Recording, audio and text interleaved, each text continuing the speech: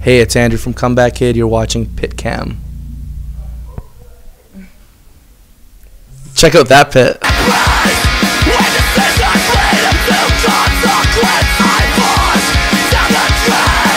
Hi, I'm Lona from PitCam, and we're sitting here right now with Comeback Kid.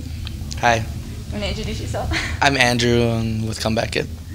All right, so your fourth album came out at the end of August. Do you want to tell us a little bit about it, like maybe the artwork, if you have a favorite song, or the meaning behind the favorite song? Yeah, well, it just came out a couple months ago, and it's called Symptoms and Cures. I don't know if I have a favorite song, kind of maybe different favorite songs at different times, maybe. But right now we're playing a few new songs on the tour, and we're playing track 1, which is Do Yourself a Favor, track 3, which is GM Vincent and I, and track 4, which is Because of All. And we did a video for Because of All, and we just shot a video for a song called The Concept Stays. So I'm just listing off the whole album right now, so I don't know. Do you want to tell us like what you maybe write about in general, or what the lyrics, what you're trying to get to the audience?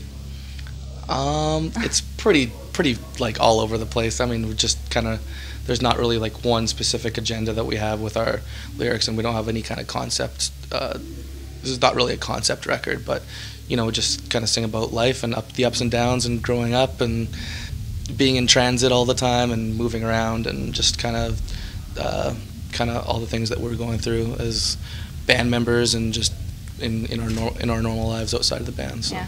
What's the funniest rumor you've heard about the band? Funniest humor?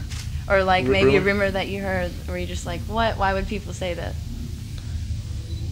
Guys, can you think of any funny rumors about us? Wikipedia. Yeah. Oh yeah. Yeah, we were just on. They were just on Wikipedia just now, and what was it? We're gonna look it up right at Somebody that wrote part of your album. Derek McKay wrote. Apparently, there was a guy named Derek McKay in Comeback Kid. It says Wikipedia right now, who was the primary writer. But yeah, I don't know who Derek McKay is. So. All right. Wikipedia seems to know. Yeah. Well, you can tell them that here now. Like, Yeah. change it. Derek McKay, true member of Comeback You could look Kid. him up on Facebook. Yeah, check him out. Let's see what he's up to now. Yeah. Have you ever gotten lost on tour, or maybe like left a band member behind you guys didn't notice, or? We left Kyle, our drummer, behind one time. We had just flown to Frankfurt, and then like we were all like ready to go, and like there was like 2 or 3 bands on this one bus, so there's a lot of people, and he went inside to go to the chemist, and I guess we left, and then he had to call like our booking agent, who called his home, and I don't know, there's just like lots of phone calls made, and finally we've discovered like when we were like an hour or 2 hours down the road that he like, yeah, he's €200 cab ride apparently, so he just like he came out and the bus was gone, or what? Apparently he was running. He's running to catch the bus. And you guys didn't see it. Yeah, we didn't see him. I wish Kyle could tell the story, because he'd have a more candid probably version of it. But what has been the worst place you guys have ever been to? Like maybe not, I don't know, where you came out and you just thought, I don't want to touch anything here, it's just disgusting, or you just thought, where am I? Never really feeling like, oh, it's disgusting here.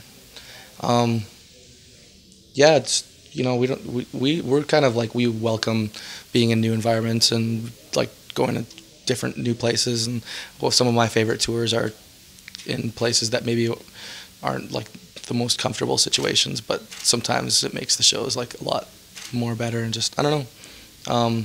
I can recall one time we played this festival in Italy. There was no power or anything, so like, or there was power, like the generator, but there was no like bathrooms or anything. So it was like the hottest day out, and you can imagine like outhouses with like the red walls and like the sun coming through that, and like sweating so hard. But that's kind of one memory that I can think of, I guess, but wasn't a big deal at all. Do you have a favorite place then, where you guys like to go back to a lot? Yeah, I love like South America. We've done one tour there, and that was awesome. We're gonna go back there in the new year, and I love playing Germany. I love playing Leipzig. Actually, is one of my favorites. We just played Belgium the other day, and like Belgium's like kind of been proven to us like that it's just getting like better and better for us. So yeah, I don't know. There's a lot of different places we like playing. What do you like? What's the thing that you get on tour that you can't get at home, where you just are always excited to maybe go to that place because you can get it, but you can't get it when you're at home? Like food, or I don't know. Free beer, free booze, maybe. Yeah, I don't know. Like, we spend a lot of our time on tour, like majority of our time, and he's totally taking pictures of all you guys, while you're like lurking on the internet right now. How excited they are about the interview. Yeah. Yeah, I don't know. Just being on tour is pretty awesome. I don't know. I enjoy it, and there's a lot of benefits to being on tour, and that's why we go on tour a lot, I guess. To drink beer? No, just just being at a show every night, being able to play your music. It's pretty awesome. What do you think people get the wrong impression of you guys? Like, what do you think people? I don't know. What's the first impression that they get where you think, why don't you give us a chance? What's usually the first impression? We're not really faced with that too much. Like, if people don't like us, they're not around us, so whatever, like, doesn't really affect us. People usually come to our shows that maybe enjoy our music, and if they don't, then they'll not be there. And, we can see, like, if people want to, like, talk bad about us on the internet, or we hear it through the grapevine. It's not really, we don't really let it affect us too much, and because it's not really in our lives, It's not, we don't see that, so it's fine. Have you guys ever had an obsessed fan? Or like maybe a fan that's gone across the line? Just kind of friends, so maybe that sometimes become a little punishing sometimes. So, but it's we're pretty tolerant. I don't know. Like, you could just get, people can get annoying, I'm sure, sometimes. A little overbearing. Okay. Maybe not realizing. Yeah. Yeah. All right, so we have a fan question, and they want to know, what do you think about when you're playing on stage? I mean, she wanted to know what's going through your head. The songs. Thinking about the songs that we're playing, maybe looking at the crowd, listening to the music. Yeah, she thought maybe you would look in the crowd, or like at one person, or just think about stuff at home. Yeah, you're surprisingly, like, your mind can sometimes wander into other things besides, and sometimes you'll just be like playing a show, and then kind of it's like the end of the song. You're like, oh shit, like, where did that time go? But I don't know. There's so many things going on in your mind when you're playing a show. It's everything from who's in front of you, like your surroundings, how you're feeling, how your body's feeling when you're playing, and especially for a singer or a drummer, or like someone who's like really exerting themselves. I don't know, there's a lot to think about. Yeah, because she said she was wondering, because a lot of bands, while they're playing, they're just looking around and... Yeah, I don't know, I'm sure sometimes, yeah.